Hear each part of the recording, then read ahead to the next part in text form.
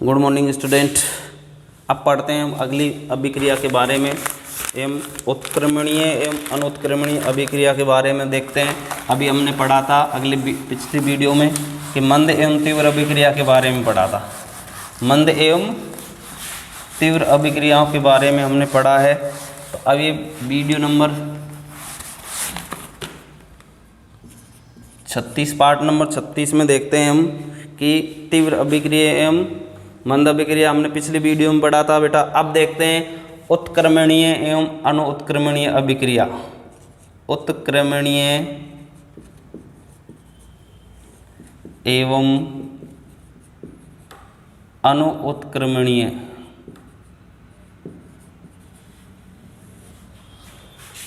उत्क्रमणीय एवं अनुत्क्रमणीय अभिक्रियाएं। ठीक है, तो उत्क्रमणीय एवं अनुत्क्रमणीय अभिक्रियाओं के बारे में हम पढ़ते हैं कि उत्क्रमणीय अभिक्रिया किसे कहते हैं और अनुत्क्रमणीय अभिक्रिया किसे कहते हैं, कि ये किस प्रकार की अभिक्रियाएं होती हैं।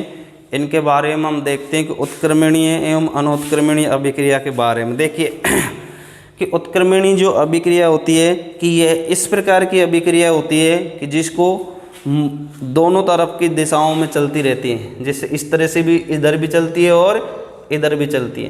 क्यों कि जैसे हम बर्फ है, बर्फ से क्या बन रहा है, जल।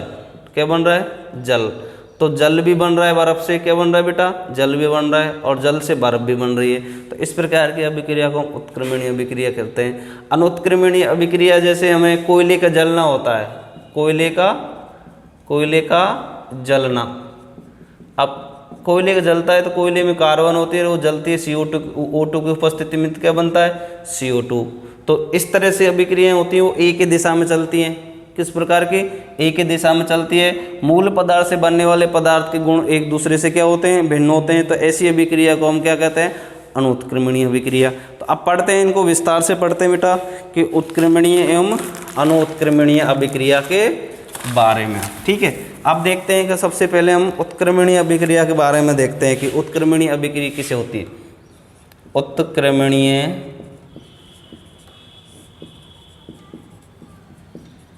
अभिक्रिया, उत्क्रमणीय अभिक्रिया के बारे में देखो कि उत्क्रमणीय अभिक्रिया क्या होती है। ठीक है, उत्क्रमणीय अभिक्रिया के देखते हैं कि उत्क्रमणीय अभिक्रिया क्या होती है। ऐसी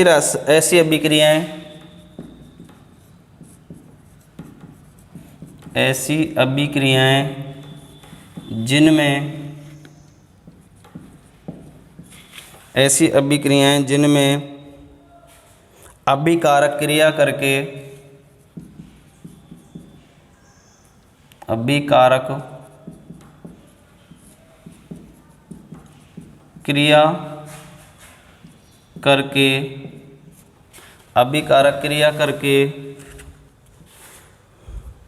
करके उत्पाद बनाते हैं।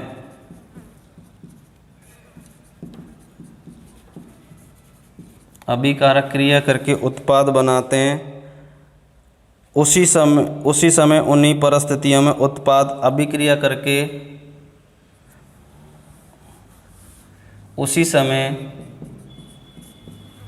उत्पाद क्रिया करके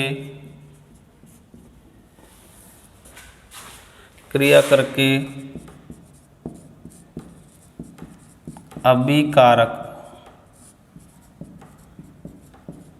बनाते हैं। क्रिया करके अभिकारक बनाते हैं, अभिकारक का निर्माण करते हैं। अभिकारक का निर्माण करते हैं। अभिकारक का क्या करते हैं, निर्माण करते हैं। उत्क्रमणीय अभिक्रिया कहलाती है। उत्क्रमणीय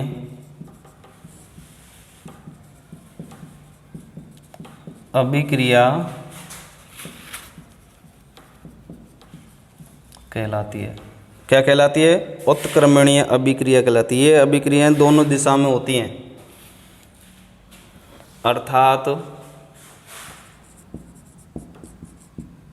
अर्थात ये अभिक्रियाएं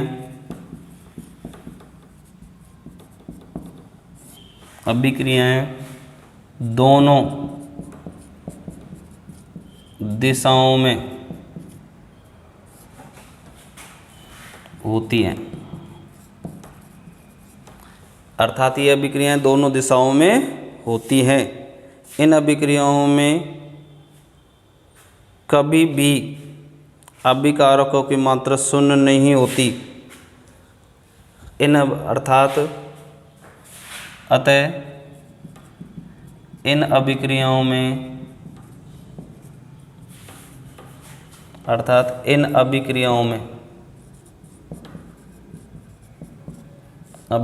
में अभिकारकों की मात्रा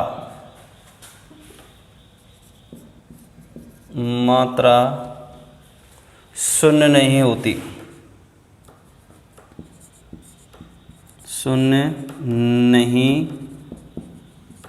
है।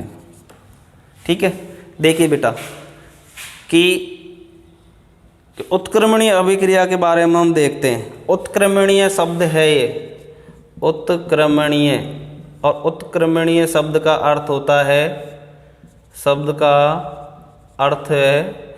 कि मूल पदार्थ जो होता है उससे बनने वाला पदार्थ जो होता है, मूल से जो बनने वाला पदार्थ, जैसे जल, बर्फ है, बर्फ, और बर्फ से क्या बन रहा है, जल। बर्फ पिघलेगी तो क्या बनेगा, जल बनेगा। तो मूल पदार्थ क्या है, बर्फ, और बनने वाला पदार्थ क्या है, जल। तो मूल पदार्थ से बनने वाले पदार्थ को पुनः मूल पदार्थ में बदला जा सकता, अर्थात बर्फ से जल बन रहा है और जल से पुनः हम बर्फ बना सकते हैं। तो इससे को क्या कहते हैं, उत्क्रमणीय। क्या कहते हैं बेटा, उत्क्रमणीय कहते हैं। तो अब उत्क्रमणीय अभिक्रिया के बारे में हम पढ़ रहे हैं कि उत्क्रमणीय अभिक्रिया क्या है। तो उत्क्रमणीय अभिक्रिया है कि ऐसी रासायनिक अभिक्रिया जिनमें अभिकारक क्रिया करके, मैंने आपको पिछली वीडियो में बताया था अभिकारक क्या होते हैं, कि ऐसी रासायनिक अभिक्रिया जिनमें अभिकारक क्रिया करके उत्पाद बनाते हैं, अर्थात उत्पाद बनाते हैं, क्रियाफल बनाते हैं। उसी उत्पाद क्रिया करके, वही उत्पाद क्रिया करके क्या बना लेता है, अभिकारक बना लेता है। अर्थात बर्फ से पानी से बर्फ बन जाती है, निर्माण करते हैं, उत्क्रमणीय अभिक्रिया कहलाती है। अब ध्यान रखना है इसमें ये अभिक्रिया दोनों दिशाओं में संपन्न होती है, कि इधर से भी जल से बर्फ, बर्फ से जल, दोनों दिशाओं में संपन्न होती है। अतः इन अभिक्रियाओं में अभिकारकों की मात्रा शून्य नहीं होती है। तो ये ध्यान रखना है कि हमें, कि ऐसी अभिक्रिया जिसमें अभिकारक क्रिया करके उत्पाद बनाता है, उसी उत्पाद क्रिया करके अभिकारक का निर्माण करता है, उत्क्रमणीय अभिक्रिया कहलाती है। ये अभिक्रियाएं दोनों दिशाओं में संपन्न होती हैं या दोनों दिशाओं में चलती हैं। तो इस प्रकार की अभिक्रिया को क्या कहते हैं हम, उत्क्रमणीय अभिक्रिया। क्या कहते हैं बेटा, उत्क्रमणीय अभिक्रिया। जैसे उत्क्रमणीय अभिक्रिया का उदाहरण देते हैं हम, जैसे उत्क्रमणीय अभिक्रिया का उदाहरण है, जैसे हमारे पास में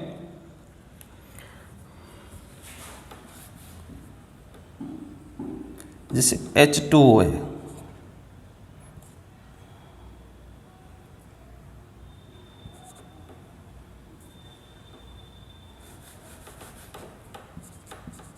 बर्फ है,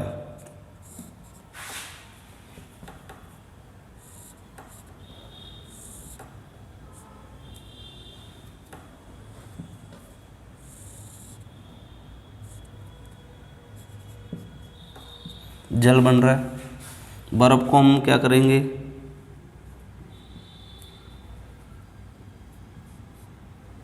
गर्म करेंगे तो क्या बन जाएगा, जल। जल को हम क्या करेंगे, ठंडा, क्या करेंगे,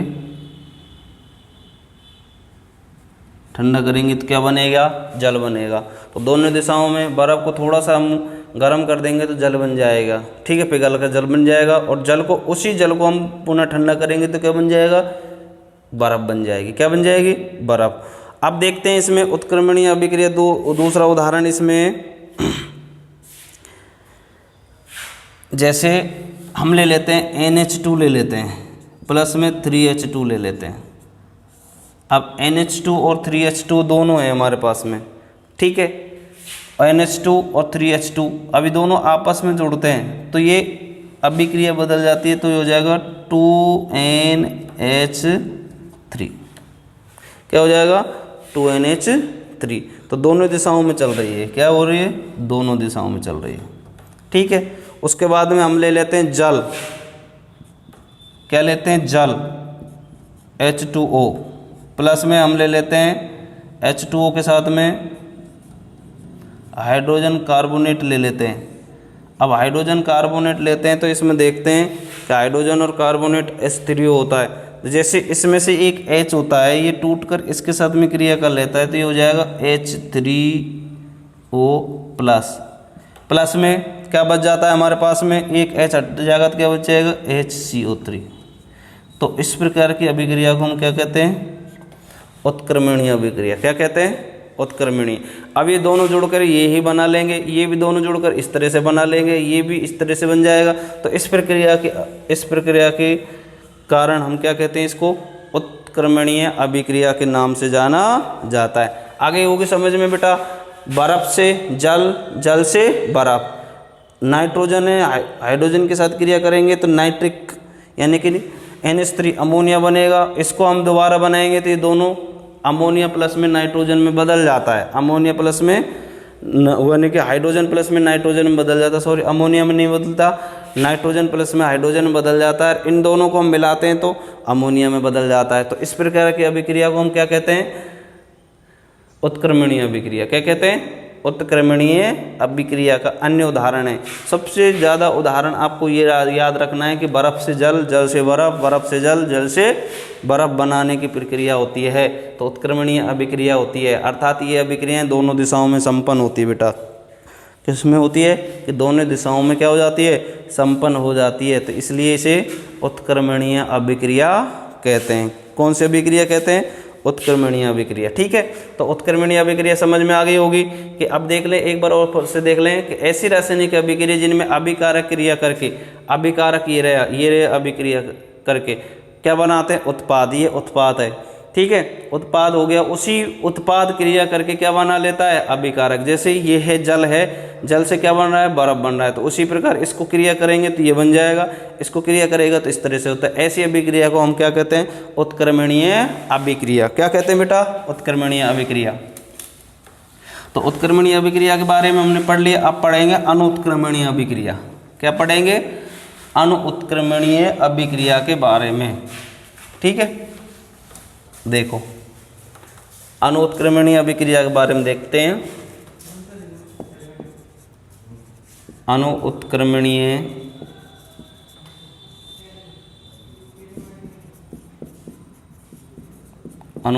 अभिक्रिया, ठीक है।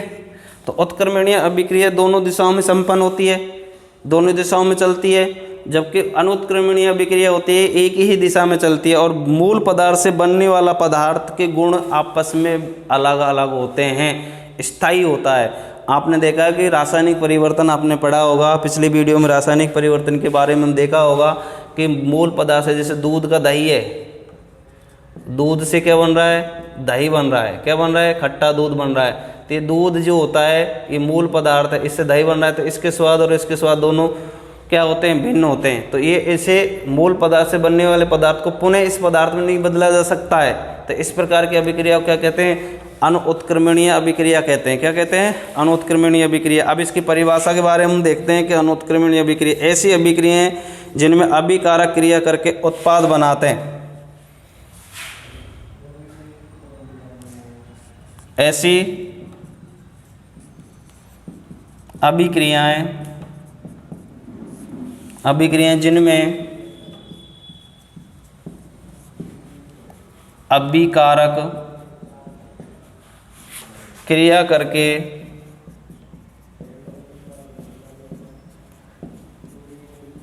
उत्पाद बनाते हैं। अभिकारक क्रिया करके उत्पाद बनाते हैं बनाते हैं। ये अभिक्रियाएं केवल एक ही दिशा में होती हैं,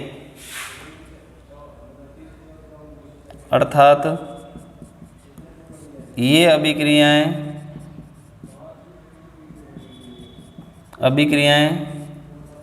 केवल एक ही दिशा में होती हैं, एक ही दिशा में होती है। अनुत्क्रमणीय अभिक्रिया कहलाती है। अनुत्क्रमणीय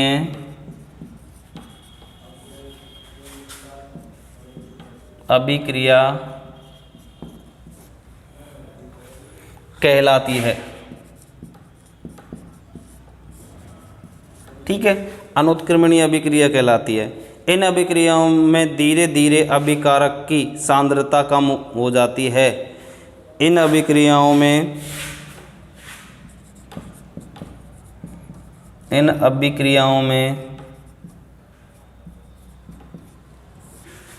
धीरे धीरे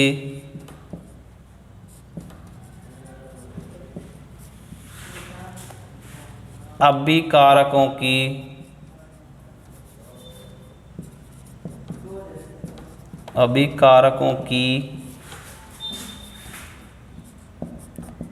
सांद्रता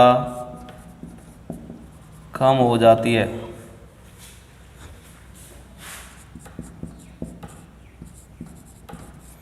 अभिकारकों की सांद्रता क्या हो जाती है?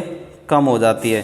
तो इस तरह से अभिक्रिया, देखिए बेटा, अब देखते हैं कि अनुत्क्रमणीय अभिक्रिया होती है कि ऐसी रासायनिक अभिक्रिया जिनमें अभिकारक क्रिया करके क्या बनाता है? उत्पाद बनाता है। ठीक है, अर्थात ये रासायनिक अभिक्रिया केवल एक ही दिशा में होती है। अर्थात ये रासायनिक अभिक्रिया किस में होती है? एक ही दिशा में होती है। जैसे तीर का निशान लगा दिए, इस तरह से एक ही दिशा में संपन्न होती है, नहीं कि दूसरी दिशा में। अनुत्क्रमणीय अभिक्रिया कहलाती है। तो इसमें जो अभिकारक होता है, इन अभिक्रियाओं में धीरे धीरे जो अभिकारक जो होता है बेटा, वो उसकी जो सांद्रता होती है, वो सांद्रता होती है, वो क्या हो जाती है? कम हो जाती है। क्या हो जाती है? कम हो जाती है। तो कौन सी अभिक्रिया कहलाती है? अनुत्क्रमणीय अभिक्रिया कहलाती है। कौन सी अभिक्रिया? अनुत्क्रमणीय अभिक्रिया कहलाती है। अब देखते हैं कि इसका उदाहरण देखते हैं कि उदाहरण में क्या है। अनुत्क्रमणीय अभिक्रिया, जैसे हम देखते हैं कि रासायनिक परिवर्तन के बारे में आपने पढ़ा होगा कि ऐसा पदार्थ में होने वाला वह है परिवर्तन जिसमें पदार्थ की अवस्था के साथ साथ पदार्थ के गुण भी बदल जाते हैं। अवस्था के साथ साथ पदार्थ के क्या बन जाते हैं? गुण भी बदल जाते हैं। जैसे कोयले का जलना होता है, कोयला ठोस अवस्था में होता है कि नहीं होता है? जब उसको हम दहन करते हैं कोयले का, तो कोयला भंगुर प्रकृति में हो जाता है, अर्थात उसकी कोक बन जाती है कि नहीं, उसमें से CO2 गैस निकलते हैं। तो अवस्था के साथ साथ उसके गुण भी बदल जाते हैं। CO2 गैस के गुण अलग होते हैं, कोयले के गुण अलग होते हैं, उसकी अवस्था दोनों की बदल जाती है। उसके बाद हम देखते हैं जैसे कोयले का जलना होता है। नंबर 1 उदाहरण लेते हैं, कोयले का जलना।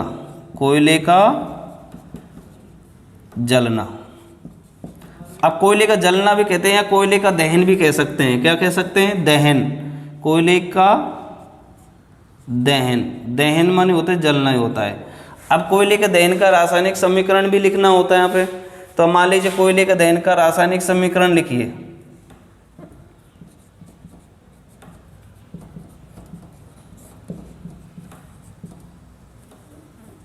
रासायनिक समीकरण लिखना है।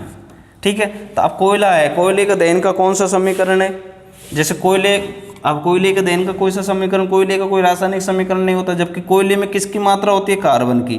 किसकी मात्रा होती है बेटा? कार्बन की मात्रा होती है। प्लस कोई भी ईंधन को हम जलाते हैं तो किसकी उपस्थिति में जलता है? ऑक्सीजन की उपस्थिति में। ऑक्सीजन का सूत्र क्या है? O2। और कार्बन का क्या सूत्र है? C। अब दोनों को हम मिलाते हैं तो क्या मिलता है? CO2। क्या बनता है? CO2 बन जाता है। तो मूल पदार्थ से बनने वाले पदार्थ अलग है। ये क्या है? गैस है। ये क्या है? एक ठोस पदार्थ है। तो दोनों एक ही दिशा में चल रही है। तो इस गैस को पुनः हम मूल पदार्थ में यानी कोयले में नहीं बदल सकते, तो एक ही दिशा में चल रही है। तो इस प्रकार की अभिक्रिया को क्या कहते हैं हम?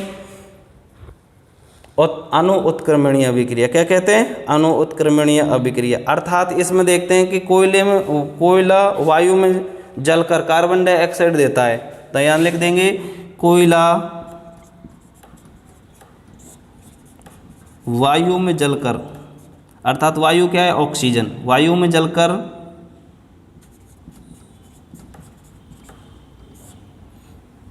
कार्बन डाइऑक्साइड देता है।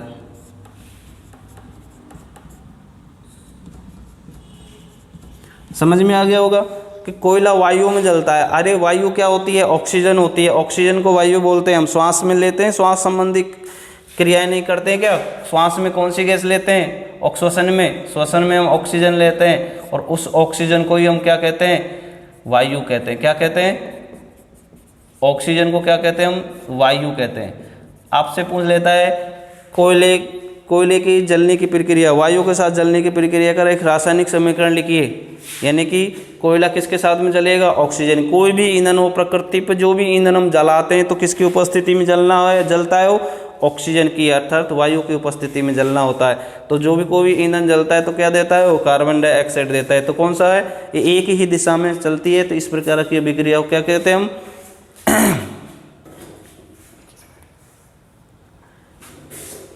इस प्रकार की अभिक्रिया को क्या कहते हैं हम? अणुउत्क्रमणीय। अणुउत्क्रमणीय का मतलब होता है इससे मूल पदार्थ से बनने वाले पदार्थ को पुनः मूल पदार्थ में नहीं बदला जा सकता है। तो इस प्रकार की अभिक्रिया को अणुउत्क्रमणीय अभिक्रिया कहते हैं। दूसरा उदाहरण ले लेते हैं, जैसे हम मीथेन है, मीथेन गैस होती है जिसे प्राकृतिक गैस कहते हैं। CH4 है, प्लस में 2O2 है, तो इसको हम जलाते हैं तो जलता है, तो ये जलेगी तो क्या बनेगी? Carbon dioxide. और हाइड्रोजन और कार्बन एक साथ में, हाइड्रोजन और ऑक्सीजन मिल जाते हैं तो उसमें जल का निर्माण भी होता है। तो CO2 प्लस में H कितने? 2 दूनी 4 प्लस में O, तो हो जाएगा कितने? वो 2 दूनी 4। ऑक्सीजन कितने हमारे पास में? 4 ऑक्सीजन है। 2 यहाँ हो गए, 2 यहाँ हो गए, 4 हो गए। तो क्या कौन सी गैस बन रही है? CO2। और यहाँ क्या बन रहा है? जल।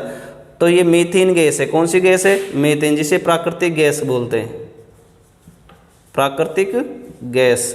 इसको हम जलाएंगे, किसकी उपस्थिति में जलाएंगे?